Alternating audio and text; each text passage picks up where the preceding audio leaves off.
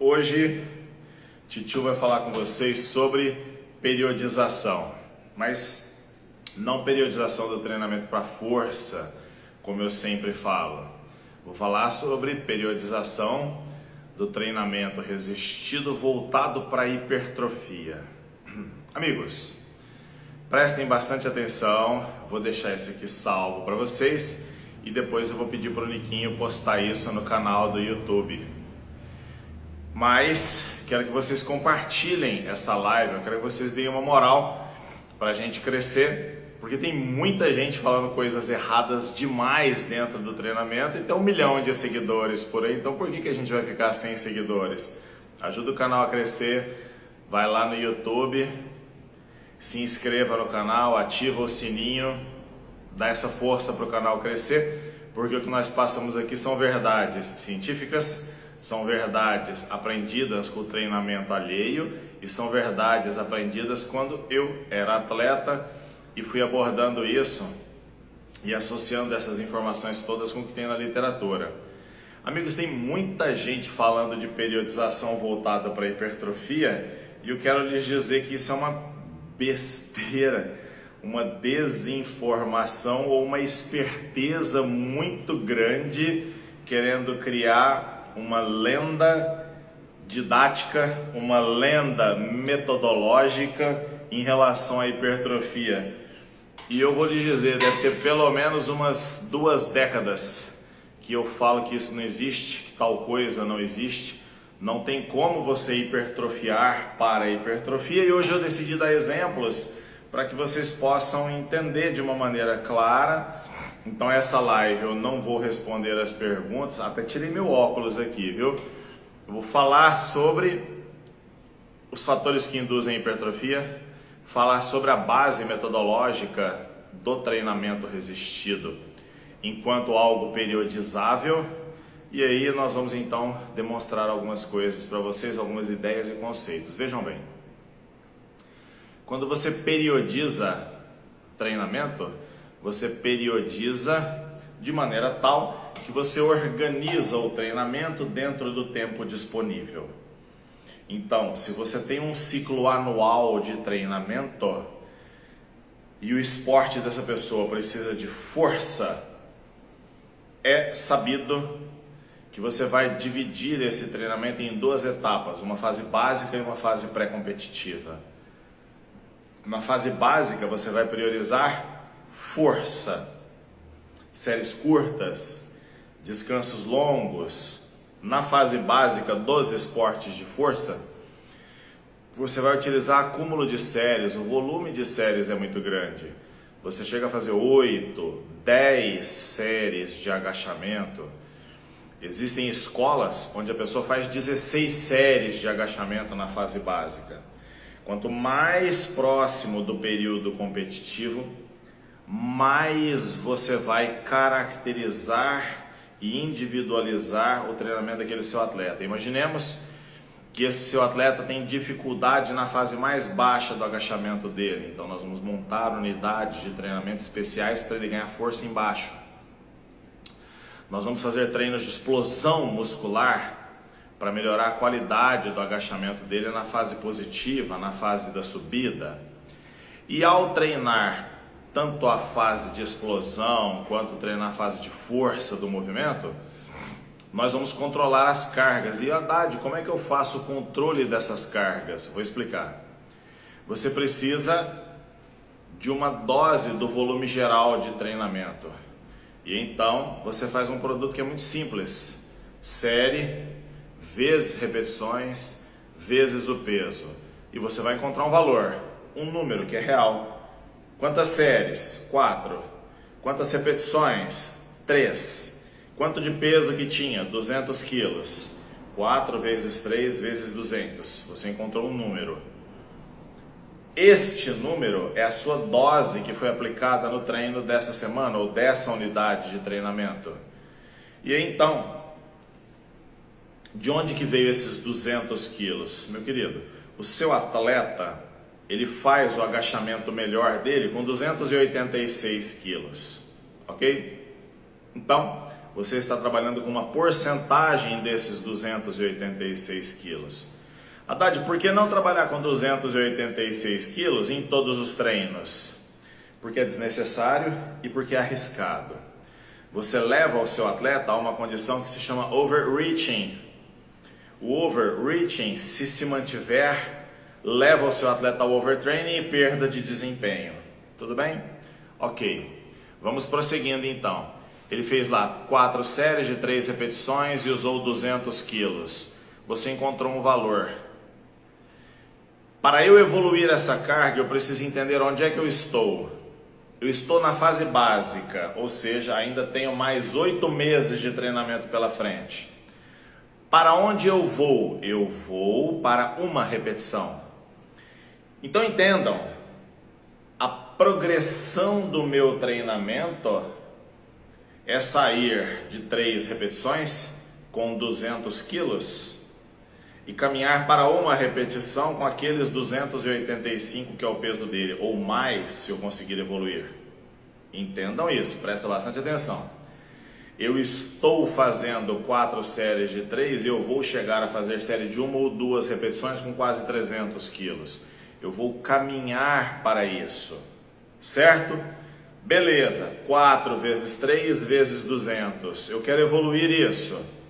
Então, eu posso fazer 4 vezes 4 vezes 200? Posso, ainda faltam 8 meses.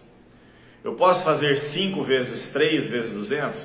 Pode, mas porra, quantas séries de 3 você acha que seu aluno aguenta, seu atleta aguenta fazer? Percebe isso? Haddad, eu posso manter o mesmo volume geral de treinamento e mexer no peso, ao invés de fazer 4 séries de 3 com 200, eu posso fazer só 3 de 3 com 240? Agora você começou a raciocinar. Só que veja, ainda faltam 8 meses de trabalho, eu não preciso ir para 240 quilos agora, tem muito tempo ainda pela frente. Estamos juntos? Estão entendendo isso? Ok.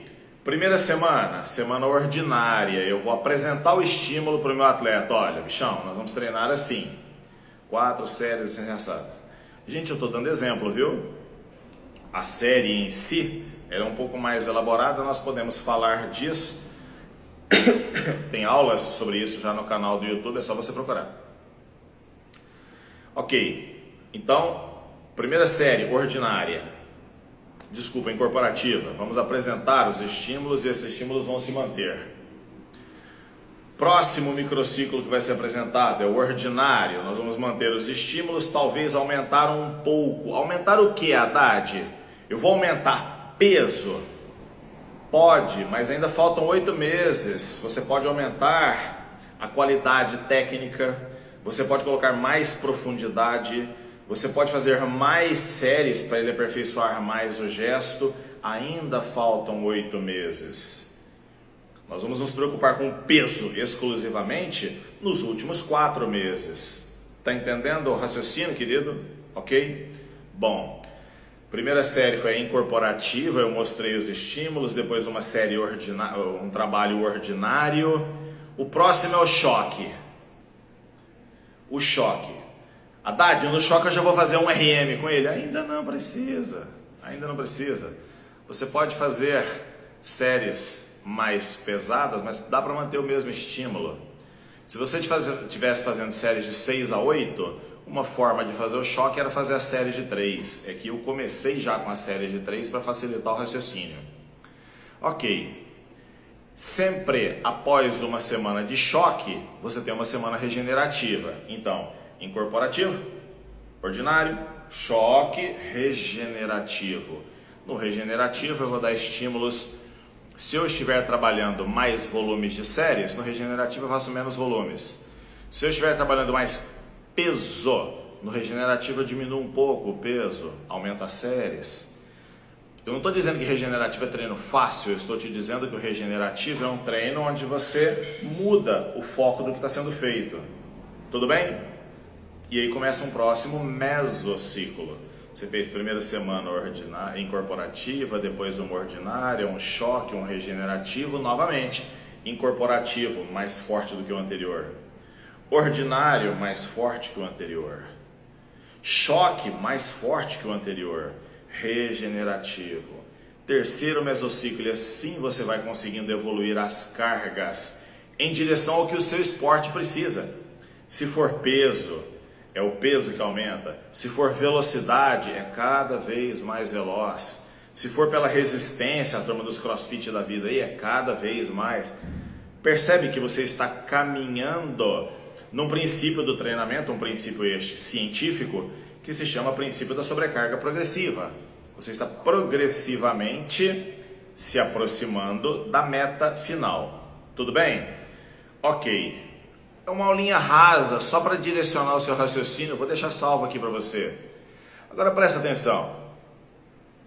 O que eu preciso para hipertrofiar um físico? Vamos construir um físico de um bodybuilder.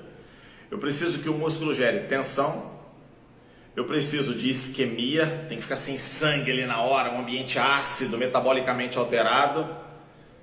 Tensão, isquemia, danos celulares, podem ser as microlesões, e de fato são. Então, tensão, isquemia, microlesão. Eu preciso que essa perturbação local seja suficiente para promover hormônios locais, IGF-1, MGF, e eu preciso de descanso. Esse descanso, para quem tem dificuldade de subir de peso, por exemplo, é um descanso passivo, é não ir na academia. E aí, por favor, nutricionistas desavisados do esporte, num trabalho hipertrófico você não monta 2 dietas, não. Essa dieta é para o dia que você não treina e não tem carboidrato, para com isso. Está tentando subir de peso, tem que comer. Agora entendam, amigos, e por favor, não errem isso. Vai ter um barulhinho aqui agora, é que a minha amada chegou, tá bom? Mas entendam. Tensão, isquemia, microlesão, produção local de hormônios e tempo para recuperação. Vejam, algumas pessoas descabidamente, por falta de conhecer os mecanismos fisiológicos da hipertrofia e por estarem banhados na fama, são pessoas muito famosas, têm sugerido a prescrição da periodização do treinamento. Eu acabei de te ensinar um resuminho bem rápido voltado para a hipertrofia, o meu modelo de periodização da hipertrofia. Papo furado, papo furadaço. Queria demais conversar com essas pessoas para tentar entender qual que é a lógica do raciocínio deles quando eles chamam isso aí de periodização. Seguinte, se por acaso no seu atleta de hipertrofia ou na sua atleta de hipertrofia falta força, você não monta um modelo de treinamento de força. Você escolhe um exercício seguro, por exemplo, um supino, um leg press, uma remada especial, uma remada boa, e você vai e usa séries menos metabólicas, séries mais tensionais para este trabalho. Então, um exemplo disso seria você colocar o exercício mais pesado como primeira opção. Olha, treino de dorsal, ok. Aquece bastante a lombar, vamos começar na remada curvado? Faz aí pra mim, 2 de 15, isso. Agora bota peso e me dá 2 séries de 8, uma série de 6. E agora vamos continuar o treinamento. E aí você entra com outros modelos. Você deixou de treinar a força? Não, querido. Você deu um estímulo hipertrófico e extremamente tensional, um drive neural altíssimo, garantindo força. Força de quê, Haddad? De costas? Filhão, ninguém tem força de costas, você tem força de remar, ou de puxar, ou de terra.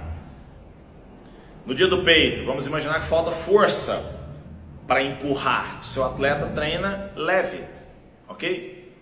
Ué, qual é o problema de você pegar o primeiro exercício, aquece bem o ombro e tal, o primeiro exercício, supino na máquina ou flying numa máquina, começa lá 2 séries de 15 a 20 repetições, começa a escalar peso e vai até uma série de 6. Qual é o problema disso? Você continua treinando a força dele. Ele só precisa de um exercício para ter força. E ele só precisa, na verdade, de uma série real pesada para ter força. E depois você vai para os demais exercícios. Agora, você falar para mim que você vai montar um mesociclo de força para alguém que é da hipertrofia, desculpa, você não conhece absolutamente nada sobre o treinamento com pesos, nem sobre bodybuilding. Por mais que você conheça de drogas, e eu sei que é isso que muitos conseguem resultados, treinamento você não domina. Porque você está tirando completamente o foco da hipertrofia ao treinar a força. Ah, mas isso vai me garantir... Eu sei, mas você pode fazer isso de uma outra maneira muito mais inteligente e com menos conversa fiada. Uma outra característica, não, agora eu estou fazendo um mesociclo, Haddad, com séries longas. Por que você faria isso? O tempo que você ficar fazendo séries longas, não, agora tudo que meu aluno faz, meu atleta faz, é 5 de 12. Entendi. Para onde que a força dele vai? Essa pergunta é razoável. Eu vou passar 4 semanas, 6 semanas fazendo séries de 12 repetições, minha força vai despencar. Ué, Haddad, mas eu faço nos meus atletas e não despenca. Lógico, você coloca 150 miligramas de hemogênio por dia, aí até eu forte. Até eu consigo manter minha força assim. Você está desperdiçando uma cartada importante, uma faceta importante do treinamento, que são as séries pesadas, porque você teve um flato cerebral e entendeu que se ele fizer um mês de série de 12, é melhor do que ele fazer um treino misto. Não tem base fisiológica nenhuma nisso. Como não tem base nenhuma, quando a pessoa tira de novo um flato cerebral e fala assim, esse mês é tudo pesado, e ele coloca 4, 5 exercícios para peito, tudo série de 6 a 8, eu falo, meu Deus do céu, é a porta do inferno. 4 a 5 exercícios, tudo série de 6 a 8, ninguém aguenta.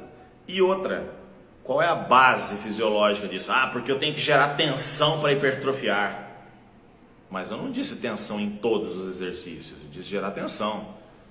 Não, Haddad, porque ele vai manter a força e na hora do pré-contest, quando ele estiver de dieta, ele continua treinando pesado. Sim, mas um exercício só já bastava para ele ter força, não precisava despunhar de coisa, não. Afinal de contas, o que você está treinando quando você faz isso? E uma outra característica é que para fazer séries de 6 a 8, os descansos são longos. E aí você perde resistência ao fazer isso. E aí você vai ficar 4, 6 semanas treinando força, sem fazer exercícios de resistência de força. Quando chegar na série de 12, o cara vai morrer no treino. Por que você fez isso? Não faz o menor sentido. Não, Haddad, mas eu não dou descanso longo não, é série de 6 a 8 com 1 minuto de descanso. Então ele não consegue colocar peso. Desculpa a minha sinceridade assim, mas se você faz séries de 6 a 8 e descansa 1 minuto entre elas, tá leve. Isso tá leve. Não é possível uma pessoa fazer uma série de 6 a 8 verdadeira, descansar 1 minuto e conseguir repetir ou aumentar o peso. É mentira. Ele amarrou a primeira série, amarrou a segunda. Se ele fizer 4, 5 séries, só a última que ele fez de verdade, se fizer. Percebam que o treino ele está errado, é do começo ao fim. Se você fez 6 semanas de 6 a 8 sem ter necessidade, não é um atleta de força, por que você está fazendo isso? E se você fez isso num monte de exercícios, está errado, porque não há articulação no mundo que aguenta, você não tem drive neural que aguente. E se você fez isso em 1 hora, 1 hora e 15, é porque você descansou muito pouco entre as séries, então você não fez força. Errado. Você não tem a menor noção do que está fazendo na sala de musculação com seu atleta. É, Haddad, mas eu treinei o campeão de não sei das quantas. Não, você orientou direitinho as drogas e você passou a sua experiência com alimentação, isso é tudo muito válido. E eu aprecio e tenho o maior respeito por isso. Só não fala que é periodização do treinamento não, porque é feio, tá? É muito feio falar do que não sabe, dar nomes elegantes para coisas que de fato não são. Vamos melhorar. O treino hipertrófico, o treino de bodybuilding, na verdade, quando se fala em periodização, é uma questão muito mais de acordo com o calendário e com as drogas do que com princípios científicos de treinamento. Você tem 2 etapas importantes, o off-season, que hoje em dia o pessoal chama de bulking, que é uma fase onde você vai usar drogas com potencial anabólico muito grande Pode ser Deca, enantato de testosterona, ou Durateston, ou Sustanon, Boldenona, mas são drogas que a meia-vida é um pouco mais, enantato de testosterona, porque a meia-vida é mais longa, exige menos aplicações, quantidades podem ser mais generosas. Essas drogas, elas normalmente causam alguma retenção de líquido e favorecem o trabalho das articulações, isso torna agradável o treinamento. A alimentação é muito mais calórica, então você tem muita energia para treinar, muita disposição para fazer, perfeito. Na sequência entra o pré-contest, drogas de meia-vida talvez um pouco mais curtas, eu não concordo com isso, eu acho que a meia-vida tem que continuar, mas são drogas que causam menos retenção, e aí você vê um alto consumo de Masteron, quem mais? Oxandrolona, apesar de eu detestar esse fármaco, estanozolol, evidentemente, trembolona, Dianabol entra nos dois, mas enfim. Mas drogas que vão dar um aspecto mais agressivo para o físico, um aspecto mais definido para o físico. E claro, no pré-contest entra uma quantidade tremenda de T3, T4, antiaromatases e aí vai. Percebam que o resultado que você está vendo estético não tem absolutamente nada a ver com o treino que está sendo feito. O treino, ele continua o mesmo. O que muda é que talvez para alguns atletas, atualmente a grande maioria, entram os cardios para ajudar um pouco mais a tirar a retenção de líquido e de gordura. Agora entenda, qual é de fato então a característica do treinamento hipertrófico, já que não é periodizável, Haddad? Vou explicar. As séries, elas são sempre mistas, meu amigo. Vamos imaginar que você colocou 4 exercícios. Eu vou dar 2 exemplos clássicos. Você começa pela pré-exaustão. Então vamos lá, começa na cadeira extensora, destrói o quadríceps para depois ir para os básicos pesados. Outro, começa nos básicos pesados e finaliza no quadríceps depois que você já não tem tanta força, já está exausto. Mas vamos melhorar isso. O que é que te impede de no mesmo exercício? Vamos lá, leg 45. Você fez 3 séries de 20 no leg press. Sua coxa já deu pump e já está doendo. Isso aumentando carga. Vamos imaginar. Você fez a primeira série de 20 com 120. A segunda série de 20 com 180.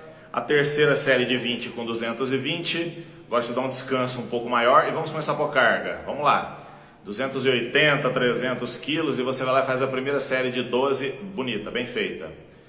Sobe um pouco mais, vamos para 320 então, beleza, fez a próxima série de 20, a coxa já está explodindo, já estão 5 séries de leg press, bota a carga, ok, vamos para um cluster, vamos, faz 5, trava, 10 segundos, 5, trava, 10 segundos, 5, trava, 10 segundos, 5, trava, 10 segundos, fez uma de 20, com 320, 340 quilos, a coxa começou a explodir.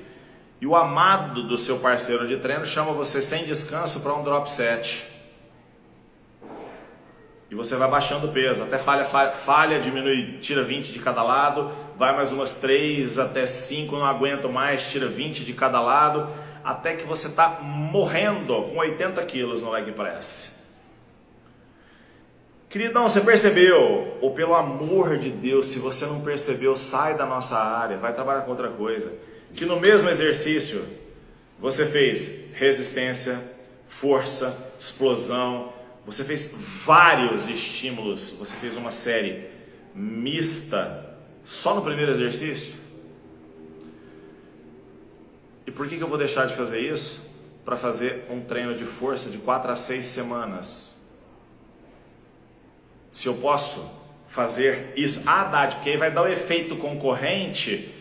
Querido, o efeito concorrente é para desempenho. Bodybuilding não é um esporte de desempenho, é um esporte de performance. Haddad, o que significa isso? Eu estou olhando uma coisa subjetiva, a beleza e o tamanho dos seus músculos. Mesmo assim, não vai ter o efeito concorrente de perda de força, porque a força que precisa para praticar o bodybuilding não é tão grande quanto do powerlifting. E tem os fármacos. Vai ficar esquecendo a presença? Como é que você perde força com a presença dos fármacos? Então, meus amigos, entenda, vou deixar salvo isso aqui Depois o Niquinho vai colocar isso lá no canal do YouTube. Compartilhem isso aqui, gente. Eu não estou vindo aqui sempre falando com vocês para vocês se deliciarem, e não, eu estou fazendo isso aqui para a área crescer, para nós compartilharmos e termos o entendimento de como é que se prescreve o exercício para fins de força e para fins de hipertrofia. São coisas completamente distintas e, é claro, para o canal crescer. Então você vai lá, se inscreva, ativa os sininhos e vamos compartilhar tudo isso, beleza? Fiquem com Deus e um par de dumbbells. Onde que o tio colocou o óculos? Não consigo nem terminar a live se for sem óculos. E é lógico, se ficaram dúvidas, é só mandar no privado que eu respondo para vocês.